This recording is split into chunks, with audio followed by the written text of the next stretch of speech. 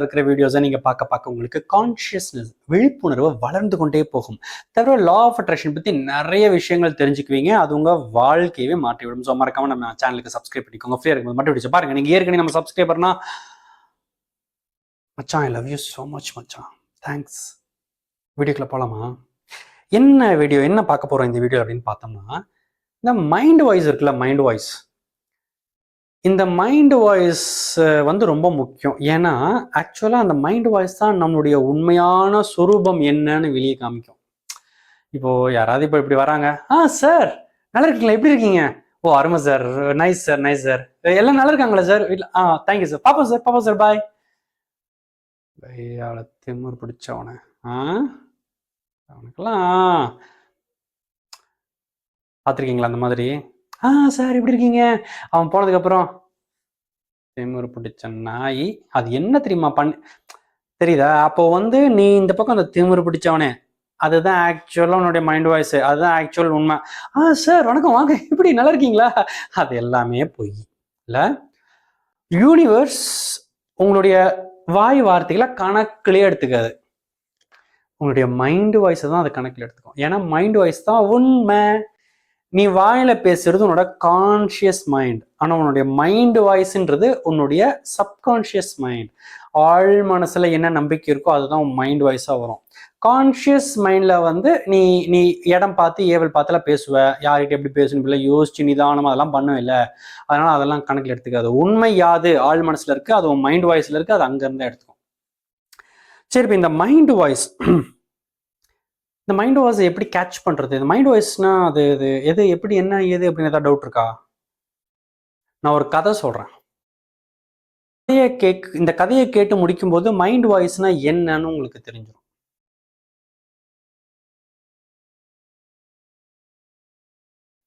இது ஒரு law of attraction சம்பந்தப்பட்ட முக்கியமான கதை. இந்த கதையில வந்து 2 கேரக்டர்ஸ் இருக்கு. அதுல வந்து எப்படி ஒரு கேரக்டர் வந்து தான் நினைச்ச விஷயத்த மேனிஃபெஸ்ட் பண்ணிச்சு, இன்னொரு கேரக்டர்னால எப்படி அதை மேனிஃபெஸ்ட் பண்ண முடியாம போச்சு அப்படின்றத பத்தி நான் உங்களுக்கு சொல்ல போறேன். ஒரு ஊர்ல ஒரு பாட்டி இருந்துச்சாம். அந்த பாட்டி வந்து வடை சுட்டுட்டு இருந்துச்சாம். அந்த பாட்டி வந்து சாயந்தரம் ஆச்சுன்னா வீட்டுக்கு முன்னாடி உட்காந்து இதெல்லாம் வச்சு வடையெல்லாம் சுடும். வடையெல்லாம் சுட்டு போடும். காலையெல்லாம் வடை சுட்டும், பணியாரமெல்லாம் சுட்டு விற்கும் அந்த பாட்டி. ஸோ அந்த பாட்டி வந்து வடை சுட்டுட்டு இருந்துச்சாம். அப்பதான் அந்த ஒரு கேரக்டர் நுழையுது. காக்கா ஒன்று வந்துச்சான். அந்த காக்காவுக்கு வந்து மேனிஃபெஸ்ட் பண்ணணும், என்னன்னா அந்த அந்த வடையை சாப்பிடணும் அப்படின்னு அந்த காக்காவுக்கு டிசைர். ஸோ அதை மேனிஃபெஸ்ட் பண்ணணும் அப்படின்னு அது ஆசைப்படுது. அதனால அது இடம் நேரம்லாம் பார்த்துட்டே இருக்கு. எப்போ இந்த கிழவி கொஞ்சம் கவனம் செதறும், அசைந்து அந்த பக்கம் திரும்பவும், நம்ம டபக்குன்னு போய் லபக்குன்னு ஒரு வடையை வந்து தூக்கிட்டு வந்துருவோம். ஹலோ, கதையை கவனிங்க. ஸோ அது யோசிச்சுதான் வடையை வந்து போய் எப்படி எடுத்துட்டு வரணும் அப்படின்னு அதை பிளான் பண்ணி, கரெக்டாக அந்த பாட்டிக்கு ஏதோ அந்த நேரம் பார்த்து பாட்டியோட ஐஃபோனில் வந்து ஏதோ கால் வருதுன்னு அந்த பாட்டி வந்து எடுத்து ஃபோன் பேசிட்டு இருக்கும்போது அது கவனக்குறைவாக பாட்டி விட்டுருச்சு. டக்குன்னு இந்த காக்கா போயிட்டு அப்படி ஒரு வடையை தூக்கிட்டு வந்துருச்சு. வடையை தூக்கிட்டு வந்து அந்த மரத்து மேலே உட்காந்துருச்சு. அப்பா, மேனிஃபெஸ்டட்.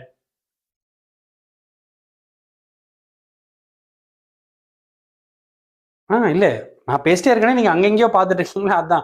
ஸோ காக்கா வந்து சந்தோஷப்பட்டுச்சான், மேனிஃபெஸ்ட் பண்ணிட்டோம் அப்படின்னு. இப்போதான் கதையில இன்னொரு கேரக்டர் இன்ட்ரடியூஸ் ஆகுது. யாருன்னா ஒரு சின்ன நரி, அது குட்டி நரி ஒன்று, அது அப்படியே அங்கே சுத்திட்டு இருக்கும் அந்த ஊருக்குள்ள. திடீர்னு காட்டுக்குள்ள இருந்து அந்த ஊருக்குள்ள வந்துடும். அது வந்து ஒரு ஒரு ஒரு மலையடி வாரத்தில் இருக்கிற ஒரு கிராமம்னு வச்சுக்கோமே. ஸோ அதனால இந்த மாதிரி சின்ன சின்ன நரி அது இதெல்லாம் அப்படி வந்து போகும்.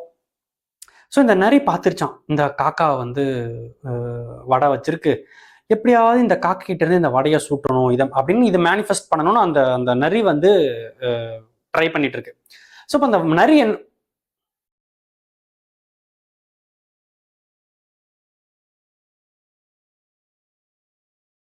இல்லை, அங்க பார்த்துட்டு இருந்தீங்களே, அதான். என்னதான் பார்த்துட்டு இருந்தீங்களா? சரி, ஓகே, கதைக்கு வாங்க. ஸோ இந்த நரி என்ன பண்ணிச்சான், எப்படியாவது அந்த காக்கா கிட்ட இருந்து அந்த வடையை திருடின்னு சொல்லிட்டு நேராக போய் அது சமயோஜிதமா யோசிக்குது. அது சொல்லிச்சான், ஏய் காக்கா காக்கா, நீ பாக்குறதுக்கு குயில் மாதிரியே கருப்பா இருக்க, அப்ப நீ பாடுனா கூட நல்லா இருக்கும் போல இருக்கு, எங்க எனக்காக ஒரு பாட்டு பாடு அப்படின்னு சொல்லிச்சான். ஸோ இந்த நரியோட ஐடியா என்னன்னா, அந்த காக்கா வந்து பாடும் பொழுது வாயில இருக்கிற வடை கீழே விழுந்துரும், நம்ம அப்படியே அதை லவுடிட்டு போயிடலாம் அப்படின்னு தான் அந்த நரி பிளான் பண்ணி சொல்லுது. ஆனா இங்கதான் மேட்ரு, த சேஞ்ச் ஆஃப்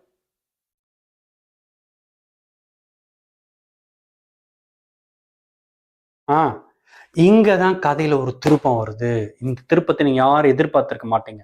அந்த காக்கா என்ன பண்ணிச்சான், அந்த வடையை தூக்கி காலு கீழே வச்சுக்கிட்டு இது வடுக காக்கா காக்கா நல்லா பாடிச்சான். அப்புறம் பாட்டு கேட்டியா, சந்தோஷமா கிளம்பு போ அப்படின்னு சொல்லிடுச்சான். ஸோ இப்போ அந்த நரிக்கு மேனிஃபெஸ்ட் ஆகவே இல்லை. ஸோ காக்காவுக்கு மேனிஃபெஸ்ட் ஆயிடுச்சு, நரிக்கு மேனிஃபெஸ்ட் ஆகல. ஏன் காக்காவுக்கு மேனிஃபெஸ்ட் ஆச்சு, ஏன் நரிக்கு மேனிஃபெஸ்ட் ஆகல? காக்கா ஒரு வடையை நம்ம தூக்கிட்டு வரணும்னு நினைக்கும் பொழுது அதோட மைண்டு வாய்ஸ் நெகட்டிவாவே பேசல. அதோட மைண்ட் வாய்ஸே பேசல. அங்க கிளீனா இருந்துச்சு. பாட்டி அந்த பக்கம் திரும்பிச்சுன்னா போய் வடையை எடுக்கிறோம் டாட், அவ்வளவுதான். அப்படியே இருந்துச்சு. பாட்டி திரும்பிச்சு, வடையை தூக்கிட்டு வந்தோம், அவ்வளவுதான். ஆனா இந்த நரி இருக்கு பாருங்க, அதுக்கு ஓவர் மைண்ட் வாய்ஸ். அது வந்து யோசிச்சுக்கிட்டே இருக்கு, இந்த காக்கா கிட்ட இருந்து வடையை திருடணுமே, என்ன பண்ணலாம், அதை பாட சொல்லுவோம், பாட சொன்னா வடை கீழ் விழுந்துரும். அப்ப மைண்ட் வாய்ஸ் வருது, ஒருவேளை அது பாடலைன்னா, ஒருவேளை அதை சாப்பிட்டு முடிச்சுட்டு பாடுச்சுன்னா, ஒருவேளை நீ அதை கண்டுக்கவே இல்லைன்னா, ஒருவேளை நீ போன உடனே உன்னை பார்த்து அது வடையை தூட்டி இங்க பறந்து போயிடுச்சுன்னா, 1008 மைண்ட் வாய்ஸ் அந்த நரிக்கு. ஆனா காக்காவுக்கு ஒரு மைண்ட் வாய்ஸும் இல்லை.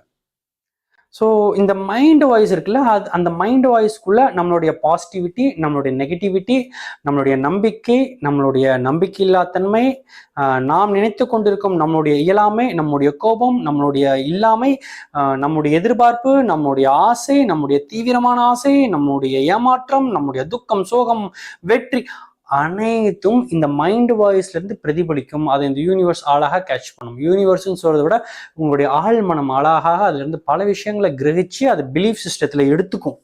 உங்க மைண்ட் வாய்ஸ்ல இருந்து நிறைய விஷயங்களை எடுத்து உங்க இந்த ஆழ் மனசு பிலீஃப் சிஸ்டத்துக்கு எடுத்துக்கும். ஸோ மைண்ட் வாய்ஸ் என்பது ரொம்ப முக்கியம். என்ன நான் வந்து முக்கியமா பேசிட்டே இருக்கிறேன், நீங்க அடிக்கடி அங்கேயே பார்த்துருக்கீங்க, என்னதான் பார்த்துருக்கீங்க? வாவ். சரி, இதான் மைண்ட் வாய்ஸ் எல்லாம் ரொம்ப முக்கியம்ப்பா. ஓகே, மைண்ட் வாய்ஸை பார்த்துக்கோங்க. மைண்ட் வாய்ஸ் வந்து ரொம்ப முக்கியம் லா ஆஃப் அட்ராக்ஷனுக்கு. இங்கே வந்து எனக்கு ஒரு விஷயம் கிடைக்கணும் சொல்லிட்டு மைண்ட் வாய்ஸ்க்குள்ள கிடைக்குமா கிடைக்காம போயிடுச்சு என்ன பண்ண அப்படின்லாம் பேசிட்டு இருந்தீங்கன்னா உங்களுக்கு விஷயம் மேனிஃபெஸ்ட் ஆகாது. அதனால வந்து மைண்ட் வாய்ஸ் எல்லாம் கவனிச்சுக்கோங்க. மைண்ட் வாய்ஸ் ரொம்ப முக்கியம் லா ஆஃப் அட்ராக்ஷனுக்கு, அதை பற்றி தேவை. ஸோ இதுக்கு ஏதாவது டவுட்ஸ் இருந்துச்சு கமெண்ட்ஸில் போட்டு விடுங்க, நான் உங்களுக்கு ரிப்ளை பண்ணி விட்றேன். எனக்கு முக்கியமான ஒரு வேலை இருக்கு, நான் அதை பார்க்க போறேன். மீண்டும் உங்களை அடுத்த பதிவில் வந்து சந்திக்கிறேன்.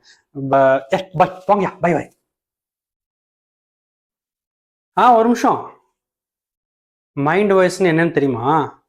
நான் பேசுறத கவனிச்சுக்கிட்டே இருக்கீங்க. நான் ஏதோ பேசிட்டு இருக்கேன், நான் பேசுறத கவனிச்சுட்டே இருக்கும் பொழுது ஏகப்பட்ட டிஸ்ட்ராக்ஷன்ஸ் வந்து, அந்த டிஸ்ட்ராக்ஷன்ஸை பற்றியெல்லாம் நீங்கள் மைண்டுக்குள்ள பேசிட்டே இருந்திருப்பீங்க தெரியுமா? நான் இங்கே பேச பேச அங்கே பக்கத்தில் நீங்கள் எதையோ பார்க்க உள்ளுக்குள்ள உங்களுக்கு ஒரு கான்வர்சேஷன் ஸ்டார்ட் ஆயிருக்கும். ஏய் என்னடா இது, ஏய் இவன் பாரு அங்கே, அது ஏன் அந்த வீடியோ, ஏய் என்னடா இந்த வீடியோ, ஏய் அதெல்லாம் மைண்ட் வாய்ஸ். இது உங்களுக்கு ஒரு எக்ஸாம்பிள். இப்போ இது மாதிரிதான் லைஃப்ல நடக்குது. அந்த ஒரு நாளைக்கு நீங்க கண்ணை திறந்த உடனே உங்களை சுத்தி ஏகப்பட்ட சம்பவங்கள் நடக்கும். உங்க வீட்லயா இருக்கட்டும், ஆஃபீஸ்ல இருக்கட்டும், நீங்க வெளியே ரோட்ல போகும்போது, கடை வீதிக்கு போகும்போது, வண்டியில போகும்போது, you will see lot of things. Mobile எடுக்கும்போது, ஷார்ட்ஸ் பார்க்கும்போது, வீடியோஸ் பார்க்கும்போது, இன்ஸ்டாகிராம் போகும்போது, ஃபேஸ்புக்ல போகும்போது, மெசஞ்சர்ல டைப் பண்ணும்போது, அது பண்ணும்போது, இது யூ வில் சி லாட்ஸ். ஒவ்வொன்றையும் பார்க்க உங்களுக்கு மைண்ட் வாய்ஸ் வரும். இவ்வளோ ஏன் நீங்க ஷார்ட்ஸ் பார்க்குற பழக்கம் இருக்குல்ல, உங்களுக்கு யூடியூப்ல ஷார்ட்ஸ் பார்ப்பீங்களா, ஆக்சுவலா ஒவ்வொரு ஷார்ட்டுக்கும் உங்களுக்கு ஒரு மைண்ட் வாய்ஸ் வரும். ஒரு ஷார்ட்டை பார்க்கும்போதெல்லாம் நீங்க வந்து இப்படி பார்ப்பீங்க, ரசிப்பீங்க, ஏய் வாவ், ஏய் நல்லா இருக்கு, அப்படி வந்து இது வந்து வெளியே.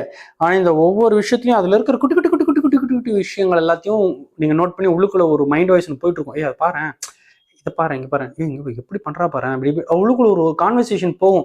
கவனிச்சிங்கன்னா தெரியும். அந்த கான்வர்சேஷனுக்குள்ள இருந்து தான் உங்களுடைய பிலீஃப் சிஸ்டம், உங்களுடைய எல்லா டேட்டாஸையும் சப்கான்ஷியஸ் ரெஜிஸ்டர் பண்ணிக்குது. சப்கான்ஷியஸ்ல என்ன இருக்கோ யூனிவர்ஸ் அதை கால்குலேட் பண்ணுது. அப்புறம் நிறைய விஷயங்கள் லைஃப்ல நடக்குது. அதனால தான் பெரியவங்க என்ன சொன்னாங்கன்னா, நாம் பேசுவதும் பார்ப்பதும், நம்முடைய எண்ணங்கள், நம்முடைய சொல், செயல், நம்முடைய தன்மை, இது அனைத்திலும் கவனம் வேண்டும். ஏன்னா அதுல எல்லாத்திலிருந்தும் பிரபஞ்சம் நோட்ஸ் எடுத்து நம்ம லைஃபை கன்ஸ்ட்ரக்ட் பண்ணிட்டு இருக்கு. ஓகே, ஸோ மைண்ட் வாய்ஸ்ன்றது ரொம்ப முக்கியம். இந்த மைண்ட் வாய்ஸ்க்குள்ள நெகட்டிவிட்டி இருக்கக்கூடாது. நீங்க வெளியே கூட பேசிடலாம், என்னடா சும்மா என் வாழ்க்கைய பெரிய பிரச்சனை மச்சான், ஐயா திடீர்னு நீங்க டென்ஷனா இருக்கும்போது நீங்க பேசலாம் அந்த மாதிரி. என் வாழ்க்கையை பிடிக்கல, இப்படிலாம் நீங்க டென்ஷன்ல கோவமா கத்தலாம், அதனால ஒன்றும் நடக்காது, கவலைப்படாதீங்க. என்னடா நான் இப்படி கோவமா பேசுறேனே, கோவமா கத்துறேனே, பிரபஞ்சம் இதெல்லாம் கணக்கில் எடுத்துக்குமா? அதெல்லாம் கணக்கில் எடுத்துக்காது. ஆனா மைண்ட் வாய்ஸ் ஒன்று விடும். கத்திட்டீங்க, பயங்கரமா கத்திட்டீங்க, அப்புறம் அப்படியே சைலண்ட் ஆயிட்டீங்க. ஆனா உள்ளுக்குள்ள ஒரு கான்வர்சேஷன் உள்ள அந்த கான்வர்சேஷன் யூனிவர்ஸ் கணக்கில் எடுத்துக்கும். இங்க நீங்க வந்து அப்படி கத்தலாம், இட்ஸ் ஓகே, யூனிவர்ஸ் கணக்கில் எடுத்துக்காது. அது வந்து நடந்து போச்சு, நீ கோவத்துல கத்திட்ட, அவ்வளவுதான். ஆனா அதெல்லாம் முடிஞ்சதுக்கு அப்புறம் நீ அதை பத்தி எல்லாம் சிந்திச்சுக்கிட்டே இருப்பில்ல, அதை பத்தி எல்லாம் சிந்திச்சுக்கிட்டே இருப்ப, அதை பத்தி எல்லாம் நிறைய நிறைய கான்வர்சேஷன் உள்ள ஓடும். கேர்ள் ஃப்ரெண்ட் கிட்ட சண்டை போட்ட, பயங்கர சண்டை, பரவாயில்ல, இல்லை நிறைய காதலர்களுக்குள்ள சண்டை வருவது இயல்புதானே, அதனால பிரபஞ்சம் அதெல்லாம் ஒன்றும் கணக்கில் எடுத்துக்காது. ஆனா அவகிட்ட சண்டை போட்டுட்டு சரிதான் போடி சரிதான் போடான்னு வீட்டுக்கு போயிட்டு வீட்டுக்குள்ள உட்காந்துக்கிட்டு இந்த சண்டையை பத்தி யோசிச்சிங்க பாத்தீங்களா, அடுத்த ஒரு 3 நாளைக்கு கண்டினியூஸா மைண்ட் வாய்ஸ்குள்ளேயே அதை அத்தனை யூனிவர்ஸ் கணக்கில் எடுத்துக்கும். அடுத்து உங்க வாழ்க்கையில நீங்க எப்படி எப்படி உங்களுக்குள்ள அந்த ரிலேஷன்ஷிப் எப்படி இருக்க போகுதுன்ற அந்த விஷயங்கள் எல்லாத்தையும் இந்த இந்த மைண்ட் வாய்ஸ்ல இருந்து அதை எடுத்துக்கும். ஆனா பயங்கரமா சண்டை போட்டீங்களா நேருக்கு நேரா, அதை கணக்கில் எடுத்துக்காது. அதை ஏதோ குழந்தைங்க ரெண்டு சண்டை போடுறது ஃப்ரீயா விட்டுரும். ஆனா மைண்டுக்குள்ள நீங்க பேசிட்டே இருந்தீங்கல்ல, அதை கணக்கில் எடுத்துக்கும். ஸோ மைண்டு வாய்ஸ் மேலே உங்களுக்கு ரொம்ப ரொம்ப ரொம்ப கவனம் வேணும். உங்கள் மைண்ட் வாய்ஸை நீங்கள் கவனித்து பழகணும், நிறுத்தி பழகணும், கம்மி பண்ணி பழகணும். என்ன மைண்ட் வாய்ஸ் வந்தோ அது ரொம்ப பாசிட்டிவாக இருக்கணும், அது உங்களுக்கு ரொம்ப இனிமையாக இருக்கணும். அதுபோல் உங்களை நீங்கள் மாற்றி அமைத்துக் கொள்ள வேண்டும் என்று கூறி, ஆக்சுவலி இந்த வீடியோ நான் பாதியில் விட்டுட்டு வந்துட்டேன், அப்போ இதை கண்டினியூ பண்ணுறேன். நீங்கள் போய் உங்கள் வேலையை பாருங்கள். மீண்டும் அடுத்த வீடியோவில் வந்து உங்களை சந்திக்கிறேன். அதுவரை வணக்கம் கூறி விடைபெறுவது